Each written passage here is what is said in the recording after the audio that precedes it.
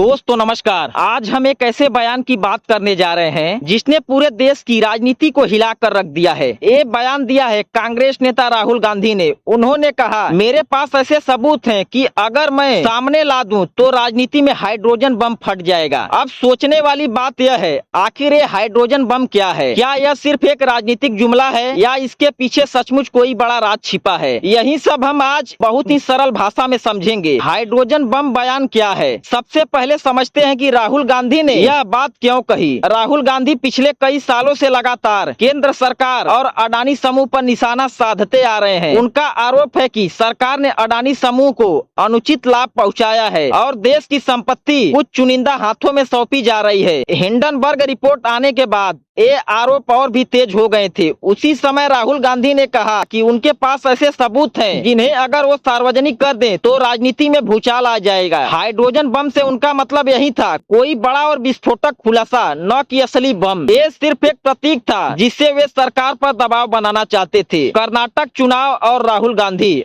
अब जरा कर्नाटक चुनाव की तरफ चलते हैं। राहुल गांधी ने यह बयान कर्नाटक विधानसभा चुनाव से ठीक पहले दिया था। चुनावी सभाओं में उन्होंने बार बार अडानी और सरकार के रिश्तों पर सवाल उठाए। उनका कहना था कि भ्रष्टाचार और भाई भतीजावाद जनता के सामने खुल चुका है, परिणाम सबके सामने है। कांग्रेस ने कर्नाटक में बड़ी जीत दर्ज की। कई राजनीतिक विश्लेषकों का मानना है कि राहुल गांधी की भारत जोड़ो यात्रा से बनी छवि और उनके एक गंभीर आरोप दोनों ने मिलकर जनता के मन को प्रभावित किया। कर्नाटक के लोगों ने इस मुद्दे को गंभीरता से लिया और मतदान में कांग्रेस के पक्ष में फैसला सुनाया। तो क्या यह सब महज संयोग था या सच में राहुल गांधी की रणनीति काम आई? यह सवाल आज भी चर्चा का विषय है। कर्नाटक के बाद राहुल गांधी ने एक और बयान दिया। उन्होंने कहा कि ऐसा हाइड्रोजन बम वे प्रधानमंत्री के संसदीय क्षेत्र वाराणसी में भी फोड़ सकते हैं। सोचिए दोस्तों, वाराणसी जो मोदी जी का गढ़ माना जाता है, वहाँ राहुल गांधी ने यह चुनौती दी। यह सिर्फ एक बयान नहीं था बल्कि सीधी टक्कर थी। यह दिखाने की कोशिश थी कि वे प्रधानमंत्री तक को खुली चुनौती देने के लिए तैयार हैं। राजनीति में इस तरह का बयान विपक्ष की ओर से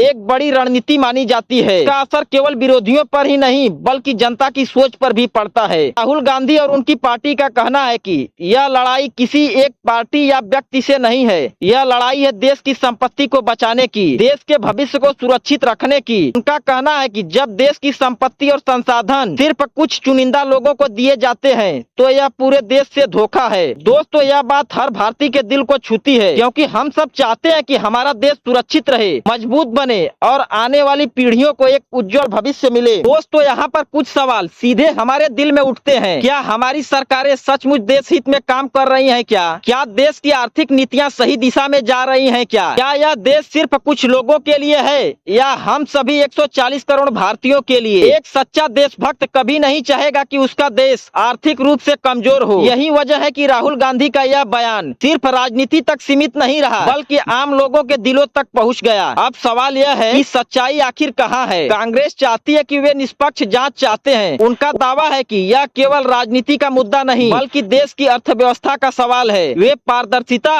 और जवाबदेही की मांग कर रहे हैं। बीजेपी इन आरोपों को पूरी तरह खारिज करती है। बीजेपी का कहना है कि राहुल गांधी सिर्फ ध्यान खींचने के लिए बयानबाजी कर रहे हैं, उनके पास कोई ठोस सबूत नहीं है। बीजेपी का यह भी कहना है कि कांग्रेस सिर्फ राजनीति में फायदा पाने के लिए ऐसे बयान देती है। दोनों पक्षों के अपने अपने तर्क हैं, लेकिन असली जिम्मेदारी जनता पर है कि वे दोनों की बात सुनकर खुद तय करे कि क्या सच है। तो दोस्तों, राहुल गांधी का हाइड्रोजन बम बयान सच में कोई बड़ा खुलासा है या सिर्फ राजनीति की चाल? यह आने वाला वक्त बताएगा। लेकिन इतना तय है कि इस बयान ने पूरे देश का ध्यान अपनी ओर खींचा है। लोग सोचने पर मजबूर हुए हैं कि क्या सच में हमारी सरकारें देश हित में काम कर रही हैं? क्या यह लोकतंत्र की सबसे बड़ी ताकत है? जनता सवाल पूछे, जवाब मांगे और जागरूक बने। अब सवाल आपसे, क्या आपको लगता है कि राहुल गांधी सच में कोई बड़ा खुलासा करेंगे क्या या यह सिर्फ केवल एक बयानबाजी है? अपनी राय कमेंट बॉक्स में जरूर बताइए। और हाँ, अगर यह वीडियो अच्छी लगी हो तो वीडियो को लाइक करें, शेयर करें और चैनल को सब्सक्राइब करना बिल्कुल न भूलें। तो मिलते हैं किसी और वीडियो में, तब तक के लिए जय हिंद।